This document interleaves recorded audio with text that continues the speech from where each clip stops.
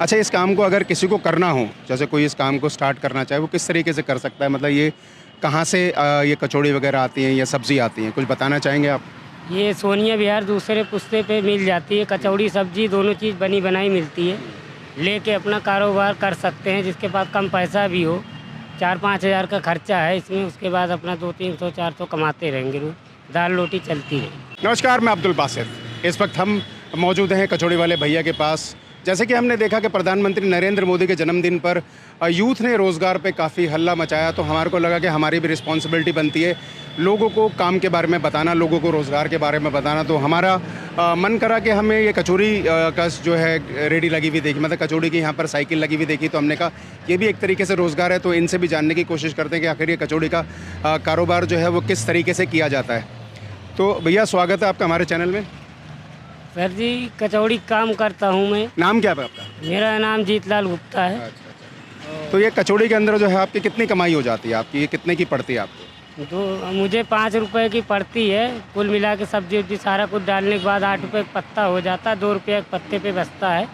100-150 कचौड़ी मेरी निकल जाती है। 200-300 रुपये जेब में आ जाते, 300-350 भी आ जाते हैं। काम के ऊपर है, रोज़गार चल रहा है बस ऐसे ही। आप कितने समय से ये काम कर रहे हो आप? मुझे 7-8 साल हुए। 7-8 साल, मतलब खुश हो आप ये काम से? हाँ, खुश हूँ। अब खर्चा दाल रोटी चल ही रही है। अब ये है, किसी से मांगना तो नहीं है। अच्छा, इस काम को अगर किसी को करना हो, जैसे कोई इस काम को स्टार्ट करना चाहे, वो किस तरीके से कर सकता है? मतलब ये कहाँ से ये कचौड़ी वगैरह आती हैं या सब्ज़ी आती हैं? कुछ बताना चाहेंगे आप?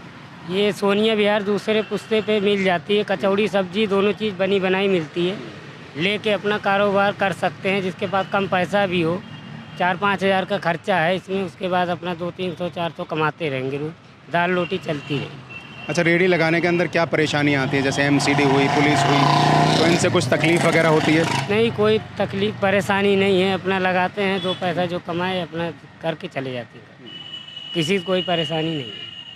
तो दूसरों को भी मतलब चाहोगे कि भाई आने वाले समय में जैसे अगर किसी को रोज़गार नहीं मिलता या पढ़े लिखे नौजवान हैं, वो भी कचौड़ी बेचे, आप चाहेंगे ऐसा? हम क्यों चाहेंगे? जो जैसे पढ़ा लिखा रहेगा तो अपना ऑफिस में काम करेगा। जब नहीं पढ़ा लिखा रहेगा तो हमारे जैसे कचौड़ी ही बेचेगा, और क्या करेगा। चलिए, जैसा कि आपने देखा, ये कटाक्ष मात्र भी हो सकता है, लेकिन रोज़गार की ज़रूरत हमारे यूथ को है, हमारे युवा को है, और आने वाले स्टूडेंट को भी है, जो पास आउट करके जो है काम की तलाश में होते हैं।